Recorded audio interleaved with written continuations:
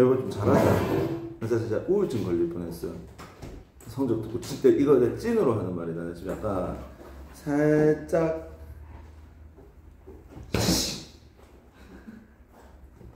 우울증을 뻔했어요. 그래서 하는데 자, 일단은 내가 설명을 조금 빨리 끝내고 싶거든요. 그래서 오늘 지금 설명할 거는 어떤 거냐면 파동입니다. 그러니까 파동부터 먼저 할 거거든요. 파동인데 8강에 배우는 내용 중에 우리가 파동의 성질과 뭐 거기 제목에 보면 활용 이렇게 되어 있는데 우리가 오늘 설명하려고 하는 파트는 이 부분입니다. 그러니까 파동의 성질과 활용인데 일단은 얘들아 쌤의 진도와 너희의 공부가 좀 인디펜던트하게 놀았으면 좋겠습니다. 그러니까 어떤 느낌이냐면 역학적 에너지 혹시 수능 테스트 이점 한번 풀어봤어요? 아직 공부할 분위기 아니에요. 그래서 그 이점 테스트를 너희가 한번 풀어보면 이점 테스트 문제가 그렇게 만만치 않듯이 파동 문제 같은 경우는 사실 전자기압보다는 조금 어렵습니다. 그러니까 수능에서 나오는 어떤 전자기압의 개념보다는 수능에서는 파동이 조금 어려운 편이기도 하고 파동은 사실 우리가 중학교 1학년 때 배웠던 빛과 파동 해가지고 뭐 빛의 삼원색 혹시 기억나나? RGB 해가지고 그런 거 내용부터 해가지고 파동 파트에 대해서 나오는 건데 우리가 일단 파동은 일단 제일 처음에 기본적으로 파동에 관련된 용어를 좀 배울 겁니다. 그러니까 파동에 관련된 용어를 배울 건데 우리가 파동이라고 하는 거는 어떤 거냐면 일종의 웨이브고 얘들아 이것도 에너지다. 그러니까 어떤 느낌이냐면 파동이라고 하는 것도 자, 파동도 일종의 에너지 개념입니다. 지금 계속 이야기를 왜 하냐면 우리가 물리는 계속 에너지를 연구하는 학문이거든. 그러니까 에너지에 대해서 배우고 그 에너지 중에서 역학적 에너지라는 걸 배울 거고 전기 에너지를 배울 거고 자기 에너지를 배울 거고 파동 에너지를 배우는 겁니다. 이게 물리원의 교육과정 목표입니다. 그러니까 이거를 내가 배우는 게 목표란 말이야. 근데 역학적 에너지를 배우는 빌드업 과정이 속도, 가속도 개념, 힘 개념입니다. 그러니까 이런 것처럼 우리가 이제 전기하고 자기는 이제 시험을 친 거기 때문에 우리가 이제 역학적 에너지, 파동 에너지 이 두 개를 배우는 게 일단 목표인데 일단 기본적으로 파동이라고 하는 거는 어떠한 진동이 주위로 퍼져나가는 현상. 이게 파동입니다. 그러니까 파동 파트하고 전기 파트하고를 공부할 때 항상 예를 드는 게 물의 흐름으로 예를 많이 들거든요. 그러니까 예를 들어서 내가 잔잔한 물결이 있는데 잔잔한 물이 있는데 그 물에서 내가 여기에 뭐를 쏘아준다. 뭐 약간 이렇게 돌멩이를 하나 떨어뜨려 준다고 칠게요. 그러면 그 돌멩이를 떨어뜨려 주면 물결파가 이렇게 퍼져나갈 겁니다. 이게 파동이라고 생각하면 됩니다. 그러니까 물결파가 주위로, 즉 진동이 주위로 퍼져나가는 겁니다. 그게 파동인데 우리가 파동을 표현할 때 파동에서 나오는 용어가 주기, 진동수, 파장 뭐 이런 용어들이 조금 나올 겁니다. 그리고 우리가 정확하게 구별해야 되는 것은 어떤 거냐면 파동하고 매질을 구별을 조금 해야 됩니다. 그러니까 파동하고 매질을 구별해야 되는데 매질이라고 하는 게 어떤 거냐면 매질은 파동이 진행하는 장소라고 생각하면 됩니다. 그러니까 지금 내가 악 하고 소리를 냈어. 그러면 악 하는 이 소리가 어떻게 되는데 퍼져나가지. 어디를 통해서 퍼져나갑니까? 내가 혼자 있는 거야. 파동이 어디를 통해서 퍼져나가는데 공기를 통해서 퍼져나가도 그때는 공기가 매질입니다. 그리고 파동이라고 하는 것은 어떤 거냐면 파동은 웨이브고 이 파동은 이 소리입니다. 그러니까 소리가 파동이 되고 그 다음에 퍼져나가는 공간인 공기가 매질이 되는 겁니다. 이거 느낌 조금 아시겠습니까? 자, 그래서 일단 파동, 매질이라는 용어를 일단 공부를 좀 해봤고요. 그 다음에 거기에 뭐 그런 이야기들이 나올 겁니다. 그리고 파동의 우리가 종류에는 그러니까 파동하고 매질은 구별해라. 매질은 파동이 진행하는 장소입니다. 자, 그리고 자, 얘들아 이 말을 내가 좀 말해볼게. 파동은 진행하고 매질은 진동합니다. 자, 예를 들어서 너희 혹시 옛날에 혹시 이런 문제들 초등학교 때 이런 문제 봤는지 모르겠는데 물결을 이렇게 만들어 놓고 있다가 내가 이렇게 물결에다가 물결파를 만들거든. 그럼 물결파를 만들면 물결파가 퍼져나가는데 그 옆에 공간에 사과를 하나 떨어뜨려놔. 그럼 사과는 같이 퍼져나가나? 사과는 제자리에서 진동하지. 그러니까 사과의 움직임은 내가 매질의 진동을 보겠다는 거고, 물결파가 퍼져나가는 것은 파동을 보겠다는 겁니다. 파동하고 매질. 사실 중학교 1학년 개념이 아주 탄탄하면 그렇게 어렵지는 않은데 안 탄탄하면 조금 어렵습니다. 자, 그리고 우리가 파동의 종류를 한번 나눠볼 거거든. 파동의 종류는 종파랑 횡파가 있습니다. 그러니까 횡파는 보통 고저파라고 하고 종파는 송일파라고 합니다. 그러니까 뭐 소한매질, 밀한매질 이런 표현을 나중에 쓸 거거든. 우리가 전반사 이런 거를 조금 이따 배울 때 소밀이라는 용어를 쓸 겁니다. 그러니까 밀집되어 있으면 밀하고, 그다음에 약간 느슨하게 있으면 소하고 이런 겁니다. 그러니까 이렇게 되는 거고, 그 다음에 이 종파는 어떤 거냐면 약간 이런 느낌입니다. 그러니까 파동이 진행할 때 매질도 같이 진행하는 겁니다. 그러니까 파동의 진행 방향과 매질의 진동 방향이 나란한 파. 다시 용어 정확하게 쓸게. 파동의 진행 방향과 매질의 진동 방향이 나란한 파. 이거를 우리가 종파라고 하고, 그 다음에 횡파는 뭐냐면 약간 이렇게 고접합니다. 이렇게 해가지고 파동의 진행 방향과 매질의 진동 방향이 수직응파입니다.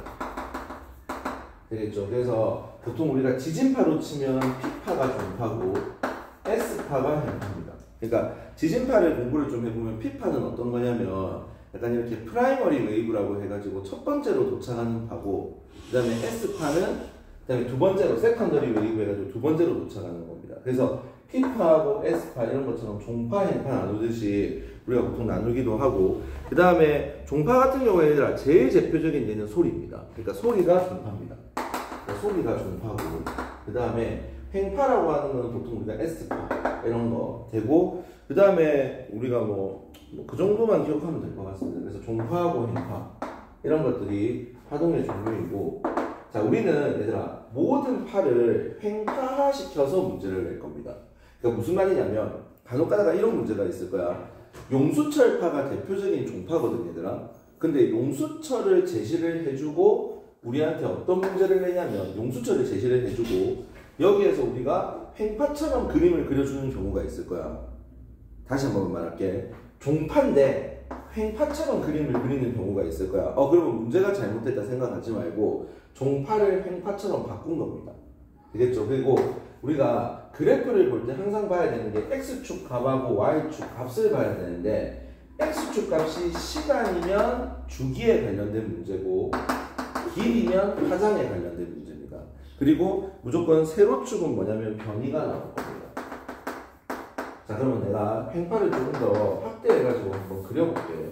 자, 횡파가 있어. 내가 어떤 그 파동의 진행 변이가 이런 식으로 바뀌고 있다. 사인파처럼 왔다 갔다 한다고 칠게요. 그냥 사인파의 곡선을 그릴 겁니다. 자, 그때 우리가 이 변이가 가장 올라가 있는 이 지점을 마루라고 하고, 또 다른 가장 올라가 있는 지점을 마루라고 할 거야. 그리고 이 마루와 가장 내려가 있는 부분을 골이라고 할 거거든. 그래서 마루와 마루, 골과 골 사이의 거리를 파장이라고 하고, 마루와 마루, 골과 골 사이의 시간을 주기라고 할 겁니다. 자, 이거는 계속 한번 적어볼게요. 자, 그리고 좀 애들이 첫 번째 공부할 때 많이 착각하는 게 마루에서부터 골까지의 거리의 2분의 1 이거를 진폭이라고 합니다. 되겠지? 진폭은 마루에서 골까지 거리가 아니라 요까지가 진폭이 되는 겁니다. 그래서 우리가 이제 진폭이라고 하는 거고, 어떤 매질의 최대 변이입니다. 그 최대 변이의 크기가 파장이고, 진폭이고, 파장은 마루와 마루, 골과 골 사이의 거리, 이게 파장이고, 비호로 보통 람다를 많이 씁니다. 그리고 마루에서부터 마루까지 가는데 걸리는 시간, 이거를 주기라고 하고, 주기는 영어로 타임이기 때문에 t를 쓸 겁니다. 그래서 주기고, 그 다음에 항상 주기 개념하면 따라 나오는 개념이 진동수 개념이 나오거든. 그러니까 파장은 한 번 반복되는데 걸리는 길이, 주기는 한 번 반복되는데 걸리는 시간입니다. 그래서 이게 되는 거고, 주기라고 하는 거에서 한 번 반복되는데 걸리는 시간이라고 했을 때, 자, 1회 반복할 때 걸리는 시간을 우리가 주기라고 하면, 자, 1초 동안 진동한 횟수를 진동수라고 합니다. 그럼 다시 말해볼게. 내가 한번 1회 반복하는데 4초가 걸렸어. 그러면 주기가 4초가 될 거야. 근데 1초 동안에는 4분의 1회 진동을 주는 거죠. 그럼 이 횟수를 우리가 진동수 F라고 하고 4분의 1입니다. 근데 항상 이 두 개의 관계는 역수거든요. 그래서 주기는 T, 진동수는 프리퀀시 F, T하고 F는 역수 관계입니다. 그래서 요거를 일단 기본적으로 첫 번째로 나오는 식이라고 생각하면 됩니다. 주기하고 진동수는 역수다. 그러니까 개념의 예를 하나 들어보면 주기하고 진동수가 역수라는 것은 쉽게 알 수 있을 겁니다. 그리고 우리가 단위가 되게 중요한데 단위가 4분의 1 세크 마이너스 1승이겠죠. 역수니까. 그러니까 세크의 역수가 세크 마이너스 1승이잖아.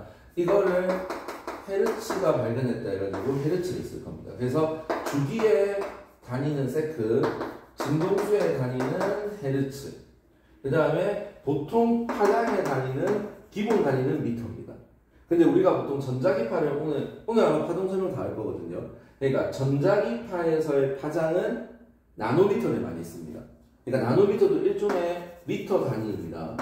되겠죠? 그래서 약간 이렇게. 그러니까 지금 얘들아 봐봐. 어떤 느낌이냐면 용어가 지금 뭐가 나오는지를 잘 생각했으면 좋겠습니다. 그러니까 첫 번째 나왔던 용어가 파동이 뭔지, 파동이 진행하는 상소의 매질은 뭔지, 그 다음에 파동의 종류인 종파가 뭔지, 행파가 뭔지. 되겠지? 그리고 좀 지워볼게. 그 다음에 우리가 파장이 뭔지, 그 다음에 주기와 진동수가 뭔지, 요거를 잘 생각했으면 좋겠습니다. 주기와 진동, 뭐 마루하고 골 이런 용어들은 뭐 쉽게 아니까 주기하고 진동수가 뭔지 이런 것들을 기억했으면 좋겠습니다. 그리고 첫 번째 주기하고 진동수는 역수라는 거. 여기까지 지금 용어가 나왔습니다. 그래서 여기까지 일단 되는 거고 지울게요. 뭐 이거는 약간 간접적으로 너희 보고 서술형으로 써라 이런 말을 나오지는 않을 겁니다. 그리고 얘들아 조금 어려운 말이 나오는데 자 위상이라고 하는 거는 매질의 각 점들의 위치와 진동 상태를 나타내는 물리량. 그래서 마루들은 위상이 같고 마루와 골은 위상이 반대다 이런 표현을 쓸 겁니다. 다시 우리가 아마 위상이라는 용어가 나올 건데 셋째는 위상의 정의를 정확하게 기억하는 것보다는 그냥 위상에서 약간 뭐 이런 식으로 표시할 거야. 그때 이게 똑같은 위상이다 이러면 얘가 마루면 마루고 이 점선의 위상이 같다면 골골골골입니다. 그러니까 지금 그냥 위상은 크게 신경 안 써도 됩니다. 요까지만 기억해도 좋습니다. 그러니까 위상이라는 용어가 나왔다. 그래서 당황하지 않고 같은 위상이다 하면 같은 마루끼리 연결한 것 또는 같은 골끼리 연결한 거 이렇게 생각하면 됩니다. 이거는 나중에 우리가 보강간섭하고 상세간섭을 배울 때 조금 나오는 용어일 겁니다. 그래서 위상이라는 용어도 나오구나. 근데 중요한 거는 파장, 주기, 진동수 이런 거라는 걸 좀 기억했으면 좋겠습니다. 그래서 이렇게 되는 거고 그 다음에 정말 너희한테 중요한 공식이 파동에서 하나 나올 건데 그게 뭐냐면 파동의 속력입니다. 파동이라고 하는 거의 빠르기, 속력은 자 시간분의 거리입니다. 근데 얘들아 무조건 나중에 우리 조금 약간 복습을 조금 해보자면 연력학 공부를 할 때 자 연력학 P, 델타, V가 워크제. 근데 이 워크는 원래 어디서 출발한 워크냐면 FS에서 출발한 워크입니다. 근데 이 F라고 하는 게 뭐였는데 압력이라는 단위를 해서 F는 MA를 쓰지 않고 F는 PAS 해가지고 요 AS가 P 델타 V가 되었잖아. 이런 것처럼 역학적인 개념하고 뭐 전자기의 개념하고 강학의 개념이 왔다 갔다 한다 생각하고 우리가 파동의 속력도 기본은 역학에서 배웠던 속력은 시간분의 거리입니다. 근데 우리가 파동이 이렇게 있었을 때 한 번 반복되는데 걸리는 시간이 주기제. 그 반복될 때의 거리는 파장이잖아. 내가 유일하게 하나 외워라고 지금 나왔던 공식 중에 하나가 T분의 1이 F야. 그래서 F 람다입니다. 자, 그래서 V는 F 람다다. 이런 공식도 하나 나올 겁니다. 그래서 우리가 파동의 속력은 V는 F 람다입니다. 되겠죠? 자, 그리고 중요한 거는 우리가 어떤 상황을 요번에 지금 물리원에서 중요하게 다룰 거냐면 매질이 바뀌는 상황을 제시를 할 겁니다. 그러니까 우리가 매질이 바뀌어도 매질이 바뀌어도 F는 고정입니다. 이거는 하나 기억했으면 좋겠습니다. 그러니까 더 중요한 거는 매질이 바뀌었어. 그래도 F는 고정입니다. 진동수는 고정됩니다. 자, 근데 우리가 매질이라고 하는 거에 대한 용어를 하나의 단어로 나온다면 파동이 진행하는 장소거든. 근데 이 장소가 바뀌어도, 즉 물에서 공기 중으로 빛이 들어가도, 또는 뭐 다른 예를 또 들어볼게. 깊은 물에서 얕은 물로 들어가도 그래도 F는 고정이라는 겁니다. 그럼 방금 내가 했던 말에서 이런 생각하는 애들이 있을 거거든. 선생님, 깊은 물에서 얕은 물로 들어가면 똑같은 물 아닙니까? 아닙니다. 그러니까 요거 하나 느껴야 됩니다. 매질 중에서도 깊은 물의 매질하고 얕은 물의 매질은 다른 매질입니다. 그러니까 깊은 물하고 얕은 물은 서로 다른 장소라는 것을 좀 기억했으면 좋겠습니다. 되겠죠? 자, 그리고 우리가 약간 여기서 중학교 1학년 학생들이 제일 어려워하는 개념이 이거야. 파동이 이렇게 있는데 파동이 내가 왼쪽으로 진행을 할 거야. 파동이 왼쪽으로 진행하니까 나는 지금 이 웨이브를 그린 거거든. 그거 얘들아 놓치지 마라. 세로축은 변이고 가로축은 시간일 수도 있고 길이일 수도 있습니다. 근데 내가 이 파동이 오른쪽으로 진행해. 파동이 오른쪽으로 진행을 하면 매질은 제자리에서 진동하기 때문에 요 지점에 있던 파동은 요 지점으로 내려가는 겁니다. 이렇게 가는 게 아니야. 매질은 내려가는 겁니다. 여기 있던 파동의 매질은 여기로 올라가는 겁니다. 되겠습니까? 약간 요런 거, 지금은 무슨 말인지 몰라도 좋습니다. 그러니까 파동이 오른쪽으로 진행한다, 왼쪽으로 진행한다 했을 때 아마 이거 중학교 1학년 때 많이 봤던 상황일 겁니다. 그래서 약간 이런 거. 그리고 우리가 파동이 진행해 나갈 때는 오른쪽 왼쪽으로 그림을 그리고, 그러니까 지금 내가 여기서 이렇게 그리면 얘는 파동의 뭐가 되는 거다? 진행 방향이 되는 거고, 그러면 매질은 제자리에서 위아래로 진동하는 겁니다. 매질의 진동 방향입니다.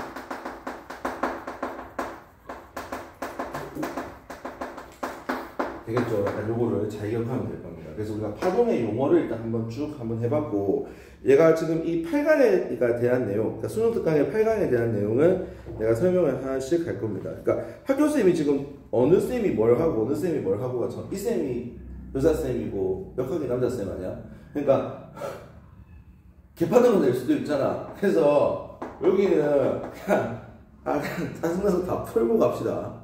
알겠죠? 여기는 이렇게 하고 있습니다. 알겠죠? 그 수업 오늘 했는데 문제집 풀 필요 없다고 예습하라니까 시험 잘 나오게 하는 구조로 안 만들 거라고. 잘못 들었습니다. 뭐라고? 문제집을 자기 범위는 풀 필요가 없다고. 이번 시험이랑 그냥 똑같이 낼 거라는 식으로 얘기했어. 막 문제집에서 볼 수 없는 신유형을 낼 거라면서 예습하라니까 시험을 잘 보는 구조로, 그러니까 그런 시험을 만들지 않을까. 닥쳐서 다 그냥 대비할래. 와, 뭐 학원쌤 아니었나? 학원쌤이 학원 다니지 말라고. 모르겠네. 좋네. 재밌네. 그래서 파동의 진행 방향, 매질의 진동 방향 이렇게 되는 겁니다. 그러니까 쭉 한번 설명을 할게. 그래서 해가지고 보고. 자, 그 다음에 얘들아, 쌤이 말하고 싶은 거는 약간 이거다. 그러니까 줄이 굵은 줄하고 봐봐. 굵은 줄이 있고 있다. 얇은 줄이 있거든. 이거 매질 다른 거라고 봐야 됩니다. 그러니까 똑같은 줄이 아니라고. 그러니까 다른 장소에서 움직이는 거라고. 굵은 줄에서 물체를 튕길 때랑 얇은 줄에서 물체를 튕길 때는 다릅니다. 되겠죠? 그리고 하나 더. 굵은 줄, 얇은 줄 말고 있다가 매질 중에서 깊은 물하고 얕은 물이 있으면 이거는 매질이 다른 겁니다. 그래서 약간 그런 거 조금 생각해 보았으면 좋겠습니다. 그리고 조금은 그래도 어느 정도 있는 개념 자체를 꼼꼼하게 좀 볼 생각이거든. 근데 얘들아, 쌤은 좀 약간 이렇게 생각한다. 이번에 시험을 어렵게 내면 다 못 쳐요. 그러니까 자기가 좀 중심을 가지고 있다가 자기가 어느 정도 뭐 약간 중심성을 가지고 좀 공부했으면 좋겠습니다. 그러니까 특히나 고는 뭐 수능 칠 거라면, 그러니까 수능 칠 거면 여기에 대한 문제를 좀 많이 풀어보고 있다가 1등은 한 80점 나왔다잖아. 그러니까 그 80점인 친구도 뭐 교육과정을 얘를 많이 하는 게 아니잖아. 그러니까 여기 있는 걸 좀 많이 풀어서 있다가 나는 좀 약간 좀 실력이 좀 쌓였으면 좋겠습니다. 그러니까 사실 우리가 뭐 학교에서 그런 말 하잖아. 뭐 내신 시험에는 이런 게 안 나오고 예습해야 된다 이러는데 그냥 내가 물리를 선택 안 하면 그렇게 공부하는데 물리를 내가 수능으로 선택할 친구들은 수능 대비로 좀 연계되게 좀 많이 문제 풀어봐. 나는 문제 많이 풀고 문제 많이 보고 그렇게 좀 요번에 사실 요번에 못 쳤던 거는 냉정하게 말하면 학교 선생님이 문제를 이상하게 낸 게 아니라 너희가 빨리 못 풀어서 그렇다. 역학을 빨리 못 풀어서 그러는 거니까 역학을 빨리 풀 수 있는 연습을 조금 했으면 좋겠습니다. 그래서 이런 거. 자, 그 다음에 우리가 소리라는 거를 조금 내가 설명을 하자면 소리라고 하는 파동은 약간 속도가 소리의 속도가 고체일 때 하고 액체일 때 하고 기체일 때 그러니까 고체 매질에서 소리가 통과할 때랑 액체 매질에서 소리가 통과할 때랑 기체 매질에서 소리가 통과할 때 이 세 가지를 비교를 해보면 언제가 조금 제일 빠를까요? 고체일 때가 제일 빠릅니다. 그러니까 고체일 때 속도가 제일 빠르고 액체, 기체거든. 자, 그러면 만약에 기체 중에서도 있다 해봐. 고온의 기체하고 저온의 기체가 서로 다른 매질이거든. 저온의 기체가 있었을 때 고온 기체하고 저온 기체 중에서는 어디가 더 소리의 속도가 빠릅니까? 자, 얘들아 혹시 이렇게 생각하는 애들이 있어. 대충 보니까 고체 차가워, 기체 뜨거워. 차가울수록 빠르구나, 차가울수록 빠르구나. 그게 아닙니다. 고온일 때가 빠릅니다. 그러니까 이거는 어떤 거냐면 소리가 약간 진동시켜가지고 소리는 그 매질에 따라가지고 같이 이동하거든. 그때 고체가 빡빡하게 있으니까 더 빨리 가는 거고 저온하고 고온 중에서도 고온도 기체가 약간 속도가 빨리 그러니까 기체가 활발하게 움직이니까 같이 소리도 빨리 나는 겁니다. 그래서 요 어떤 매질에 따라서 속도가 어떻게 나오는지 이거는 조금 기억을 했으면 좋겠습니다. 되겠죠? 그래서 약간 이렇게 되는 거고 그 다음에 뭐 수심이 깊을수록 속력이 빠릅니다. 그러니까 깊은 물의 속력이 조금 빠릅니다. 그리고 굵은 줄이 속력이 빠릅니다. 그래서 우리가 여기서도 굳이 말하자면 굵은 줄하고 얇은 줄에서 굵은 줄의 속력이 빠릅니다. 되겠죠? 자, 그러면 깊은 물이 얕은 물보다 속력이 빠릅니다. 하나 물어볼게. 굵은 줄의 파장이 얇은 줄보다 더 어떻는데? 굵은 줄하고 얇은 줄을 비교하면 파장은 누가 더 깁니까?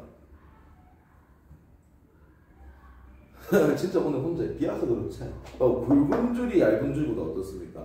파장이 길겠죠. 왜냐면 봐봐. V는 F 람다에서 얘는 고정입니다. 그러니까 매질이 바뀌어도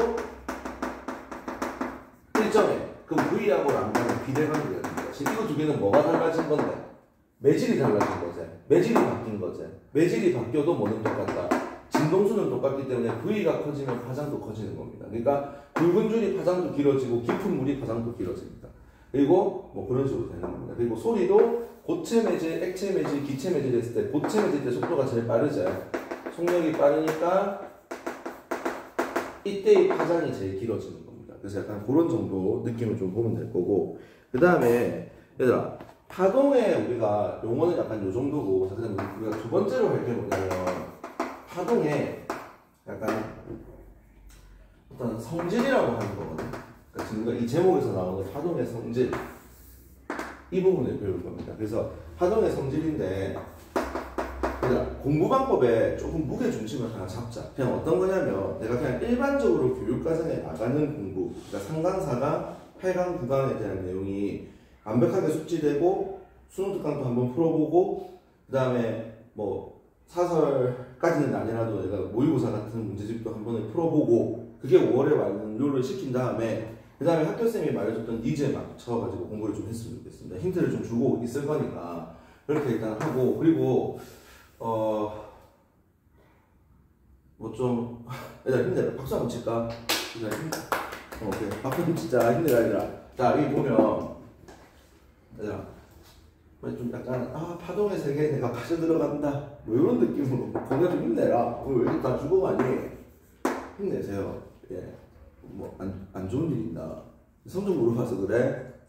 그래. 좀 공부를 열심히 하면 좀 멋있는 사람이 되는 것 같지 않아요? 나만 그런 생각하는 거 아니지?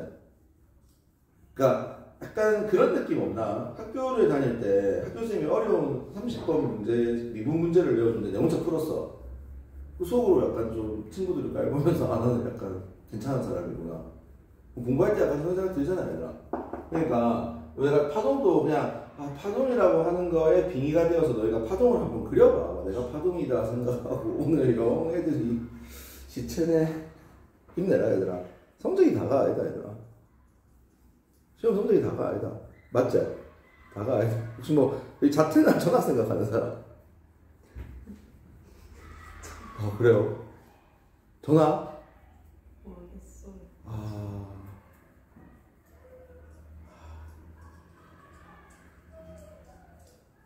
난 자퇴해라 할 것 같나? 쌤이 애들이 선생님한테 말하면 상담해준다 그러는데. 또 왜? 해줄게.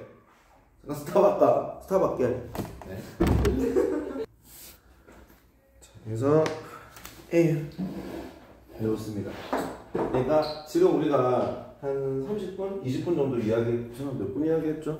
한 20분 정도 이야기를 했던 게 파동의 용어입니다. 그래서 파동의 용어고, 그다음에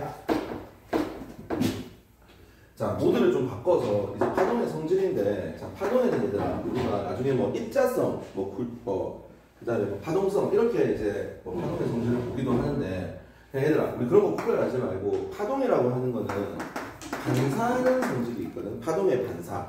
그다음에 파동에는 굴절도 합니다. 그다음에 파동은 회절도 하고요. 파동은 간섭도 합니다. 요거를 배울 겁니다. 그래서 우리 요번 교육 과정에는 파동의 반사, 파동의 굴절, 파동의 간섭 이 세 가지를 배우는 겁니다. 그러니까 회절은 배우지 않습니다. 그래서 배우지 않는데 우리가 반사, 굴절, 회절, 간섭 이거를 이야기할 때 특히 요 세 가지를 가지고 기준으로 나눌 때는 자 반사는 얘들아 매질이 봐봐 반사는 파동에 매질이 동일한 경우에 반사가 일어납니다. 그러니까 매질이 바뀌는데 반사가 일어난다 이런 표현 안 씁니다. 회절은 매질이 동일합니다. 그 다음에 굴절은 매질이 변화합니다. 자 무슨 말이냐 내가 예를 하나 들어볼게. 자 회절은 우리 교육 과정이 아니니까 회절부터 한번 해볼게. 자 내하고 누가 지금 친구 뒷담화를 해. 이 뒷담화를 하고는 얘 뒷담화하는 소리가 벽을 넘어서 갑니다. 이게 회전입니다. 그러니까 어떤 소리라고 하는 파동이 장애물을 만났을 때 장애물을 뛰어넘어가면서 그 다음으로 전달되는 겁니다. 자, 근데 중요한 거는 공기라고 하는 매질은 바뀌지 않습니다. 이 파동이 진행하는 동안 공기라는 매질은 동일한 겁니다. 이게 회전이고 파동의 반사는 매질이 동일할 때 파동의 굴절은 매질이 변화할 때 이겁니다. 그래서 우리가 두 번째로 배울 거는 파동의 성질인데요. 파동의 성질 중에서 제일 먼저 배울 거는 반사의 성질부터 먼저 할 겁니다. 파동이라고 하는 거는 반사하는 성질이 있어. 자, 근데 분명히 반사 공부를 할 때 예를 들어서 A 매질에서 B 매질로 파동이 진행을 해. 자, 파동이 약간 비스듬하게 진행을 합니다. 자, 파동이 진행을 하면 자, 일부는 반사를 하고 일부는 꺾입니다. 되겠죠? 자, 이때 파동이 이렇게 꺾이는 이 현상을 굴절이라고 하고 이렇게 꺾일 수도 있고 이렇게 꺾일 수도 있지. 이건 굴절이라고 하고 이거는 반사한다고 합니다. 그럼 반사는 잘 보면 A라는 매질 내에서만 움직이고 있죠. 그래서 매질이 변화하지 않고 동일할 때는 반사하는 성질이 있고 파동이 매질이 바뀌게 되면 파동이 매질의 변화를 겪게 되면 꺾입니다. 되겠죠? 그래서 그 꺾이게 되면 뭐 하게 되는 거다? 굴절한다 합니다. 자 그러면 또다시 복습해 볼게. 매질이 변화해도 즉 매질이 변화해서 굴절해도 뭐는 바뀌지 않는다. 진동수는 고정됩니다. 되겠죠? 진동수가 고정된다. 이걸 좀 기억하면 되고 자 반사 성질부터 먼저 설명을 좀 해보면 A라고 하는 매질에서 파동이 들어오는 순간 파동이 꺾이거든요. 자 이때 우리가 이 파동이 들어올 때 이 경계면이 있지. 매질의 경계면에 수직인 선 우리가 이거를 법선이라고 하거든요. 법선과 이 파동이 이루는 각을 우리가 입사각이라고 할 거예요. 입사된다. 그 다음에 여기서 꺾여서 다시 나왔을 때 반사되는 이 각이 반사각이라고 하고 항상 입사각하고 반사각은 동일합니다. 되겠죠? 그래서 입사각과 반사각이 동일하다. 이게 반사의 성질입니다. 되겠죠? 그래서 그 정도까지만 보면 되고 그 다음에 굴절이라고 하는 거는 파동이 어떤 경계면에서 자 그대로 매질이 바뀌지 않았다면 그대로 이렇게 쭉 들어왔을 건데 이렇게 꺾이는 겁니다. 약간 이렇게 꺾이고 약간 이렇게 꺾이고 이게 이제 굴절인데 자 거기 보면요. 자 매질이 바뀌면서 뭐가 바뀌게 되는 거다. 매질이 바뀌면서 굴절되게 되면 매질이 우리가 변화를 하면 무조건 어떤 파동의 속력 변화를 겪게 되거든. 매질이 바뀌면서 속력이 바뀌어. 그러면서 뭐 하게 된다. 굴절되는 겁니다. 그래서 뭐 그렇게 되는 거고. 자, 그 다음에 뭐 당연히 말할 필요 없이 법성과 이루는가. 아, 죄송합니다. 법성과 이루는가. 이게 굴절각입니다. 그래서 입사각과 굴절각과 이렇게 되어 있는 겁니다. 자, 그래서 이건데, 자, 쌤은, 자, 굴절할 때 뭐 입사각을 거기에 있는, 입사각을 일단 보면, 여기서 보면 제일 처음에 들어가는 거에서 I, 내가 굴절각은 R이라고 해볼게. 자, 쌤, 입사각이 R이고, 입사각. 그 다음에 굴절각이 내가 R이라고 볼게요.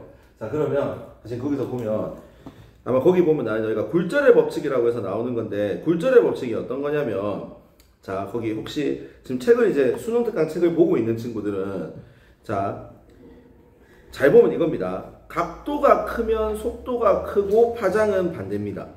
다시. 각도가 크면 속도도 크고요. 그 다음에 파장은 어떻게 됩니까? 파장도 큽니다. 다시. 내가 방금 말을 잘못했는데. 각도가 크면, 나는 옛날에 이렇게 배웠다. 속도가 크고, 속도가 크면 파장은 또 크고, 굴절률은 작아집니다.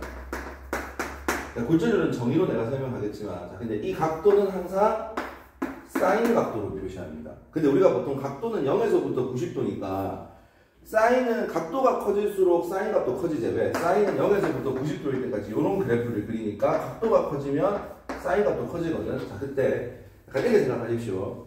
자, 여기를 매질 1이라고 하고 여기를 매질 2라고 하면 자, 입사각 I, 굴절각 R이라고 할게.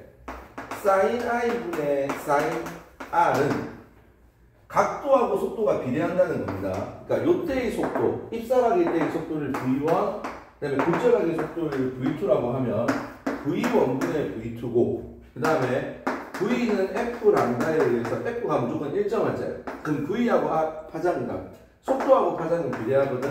람다 1분의 람다 2도 비례하고. 그런데 굴절률은 N2분의 N1이 되는 겁니다. 자, 근데 이거는 자 굴절률이라고 하는 건 어떤 거냐면, 자, 빛의 속도에 대한 어떤 파동의 속도입니다. 그러니까 빛의 속도에 대한 파동의 속도인데, 빛의 속도에 대한, 예를 들어서 요때, 뭐 입사각의 속도, 이게 지금 N1이 아니라, 빛의 속도가 기준이 아니라 이 속도 V1분의 C가 N1이거든. 그러니까 기준값이 되는 게 분자에 있고 비교하는 값이 분모에 있기 때문에 반비례 관계가 되는 겁니다. 되겠죠? 근데 쌤은 굳이 이것보다도 막 이렇게 열렬히 너희가 외워라고 하지 말고 반대라고 그냥 외웠으면 좋겠습니다. 그러니까 어떤 거냐면 상대 굴절률이 나오는데, 자, 매질 1에서의 굴절률이 N1이고 매질 2에서의 굴절률이 N2야. 그러면 N12라고 하는 거는 N1분의 N2거든. 근데 N1을 어떻게 구하냐면 C분의 V1이 아니라, 거기 보면 C분의 V1이 아니라 어떤 거냐면, 자, 거기 보면 N1분의 C고, 그러니까 이거를 N2분의 C분의 N1분의 C를 해야지 번분수 해가지고 나온다. 이게 이제 2번 굴절률분의 1번 굴절률이거든. 그래서 얘는 바뀌는 겁니다. 2번 굴절률분의 1번 굴절률. 자, 쌤, 솔직히 이 말 잘 모르겠는데요 라고 하는 사람은 이렇게 생각해라. 자, 얘들아, 각도가 지금 이렇게 각도가 작아졌지. 그럼 입사각에 비해서 굴절각이 작아졌지. 그럼 속도가 느려지는 겁니다. 자, 각도가 지금 여기에 비해서 각도가 작아졌어. 그러면 사인 각도가 작아졌거든. 그러면 이 파동의 속도가 느려진 거야. 그러면 파장도 짧아진 거야. 근데 굴절률은 반대로 커진 겁니다. 요거를 항상 기억하십시오. 되겠죠? 그래서 그거를 기억하면 문제가 아마 풀릴 겁니다. 그리고 굴절률이라고 하는 거는 매질에서 빛의 속력에 대한 진공에서의 빛의 속력이라서, 자, 보통은 이제 우리가 굴절률의 기준이 진공에서 빛의 속력분에 매질에서 물체의 속력을 했으면 굴절률도 반비례가 아닐 건데 얘는 이게 아니라 V분의 C라서 반비례가 되는 겁니다. 이 말 조금 어려울 수 있는데 이 말 어려운 사람은 약간 이렇게 생각해라. 얘들아, 그냥 쌤 믿고 이렇게 생각해라. 지금 굴절, 반사 성질 말고 두 번째 굴절에 대한 성질. 어떤 빛이 굴절한다. 자, 그럼 오늘은 이 정도만 기억하세요. 어떤 빛이 진행하다가, 어떤 파동이 진행하다가 다른 매질을 만나가지고 얘가 꺾였어. 꺾였을 때 쌤이 제일 먼저 관찰하는 것은 각도를 관찰할 겁니다. 각도가 작아졌어. 그러면 뭐가 작아진다? 속도도 느려지는 거야. 속도도 작아지는 겁니다. 그리고 뭐도 작아진다? 파장도 작아지는 겁니다. 근데 굴절률은 커지는 겁니다. 그러니까 굴절률은 얘네들하고 반대다. 이 정도까지만 지금 기억하면 될 겁니다. 근데 뭐 그런 식으로 일단 이야기가 될 거고, 그 다음에 뭐 생활 속 굴절 현상 이거는 안 할 겁니다. 그리고 학교에서도 그렇게 생활 속 굴절 이거를 그렇게 중요하게 다루지 않기 때문에 자 이제 이겁니다. 되겠죠? 그래서 파동의 성질에서 반사하고 굴절을 설명한 겁니다. 자, 좀 깔끔하게 한번 정리해 볼게요.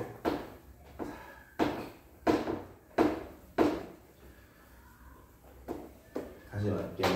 우리가 파동의 성질 중에 반사와 굴절과 그 다음에 회전을 뺄게요. 뭐 간섭 이거를 배울 건데, 반사는 매질이 동일할 때 입사각하고 굴절각이 똑같은 겁니다.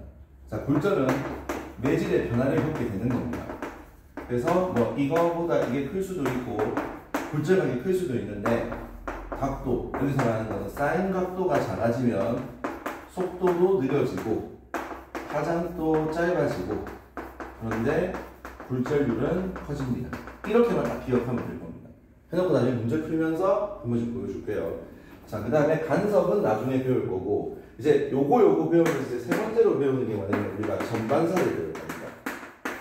자, 전반사라고 하는 것은 어떤 거냐면, 자, 강통신 같은 거를 할 때 있다가 우리가 뭐 코어, 클래딩 이런 용어를 쓸 건데, 자, 빛이 이렇게 들어가, 빛이라고 하는 파동이 들어가서 얘가 전반사를 하는 겁니다. 그래서 여기서 꺾여 나가니까 굴절되지 않고 전반사, 다시 전반사, 다시 전반사 이렇게 되는 겁니다. 이게 우리가 전반사인데, 자, 미리 조건을 말할게. 밀수, 나는 이렇게 외웠거든. 밀한 매질에서 소한 매질로 들어갈 때, 이때 우리가 전반사가 됩니다. 그리고 인계가 이상이 될 때 전반사가 됩니다. 예를 하나 들어볼게요. 자, 내가 어떤 파동이 있는데, 자, 이거는 매질에 서로 다른 두 매질의 경계면입니다. 자, 매질 A가 있고 매질 B가 있거든요. 자, 매질 A에서 매질 B로 오는데, 자, 쭉 오다가 둘이의 매질이 똑같으면 그대로 진행할 겁니다. 진행하는데, 내가 만약에 이 매질이 자 이렇게 되다가 약간 이게 밑으로 꺾이는 게 아니라 위로 꺾여가지고, 자, 이게 법선을 칠게. 자, 법선과 이루는가, 법선과 이루는가 각을 봤을 때 얘에 비해서 얘의 각도가 더 커져. 되겠지? 얘에 비해서 얘의 각도가 더 커진다. 자, 입사각에 비해서 굴절각이 더 커집니다. 자, 그러면 내가 입사각을 조금만 더 누일게요. 조금 더 누이면 굴절각이 조금 더 커질 겁니다. 입사각이 더 크게 하면 굴절각이 더 커지겠지. 자, 그러다가 어떤 인계각 시점에 오게 되면 얘가 그대로 경계면에 따라서 그릴 겁니다. 다시 각도를 점점 키워서 입사각보다 굴절각이 더 큰 상태로 만드는 거야. 자, 그러면 무슨 말이냐면 입사각이 작고 굴절각이 더 커야 돼. 전반사가 되려면. 자, 입사각이 작고 굴절각이 크다는 말은 굴절될 때의 속도가 더 커져야 됩니다. 그러니까 속도가 빨라야 되거든. 근데 너희는 어떤 파동이 진행할 때, 빛이 진행할 때 빽빽한 매질에서 빨리 가겠나, 느슨한 매질에서 빨리 가겠나? 말해볼래? 빽빽한 매질에서 빨리 진행해요? 느슨한 매질에서 빨리 진행해요? 느슨한 매질에서 빨리 진행하겠지. 그러니까 빽빽한 매질을 밀한 매질이라고 하고, 느슨한 매질은 소한 매질이라고 할 거야. 자, 내가 밀한 매질에서 소한 매질로 어떤 파동이 진행합니다. 즉, 밀한 매질은 속도가 느리고 속도가 작고, 얘는 속도가 빠릅니다. 속도가 크거든요. 그러면 각도가 작고 각도가 커집니다. 그러다가 어느 정도의 인계각이라고 하는 값에 딱 도달하면 얘가 딱 경계면에 따라서 이동하고, 그 인계각보다 살짝만 커지면 얘가 더 각도가 올라가서 전반사를 하는 겁니다.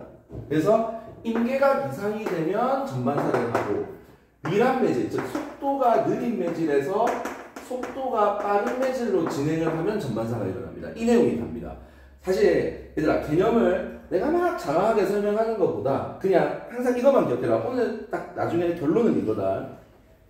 T랑 F는 반비례다. V는 F 람다다.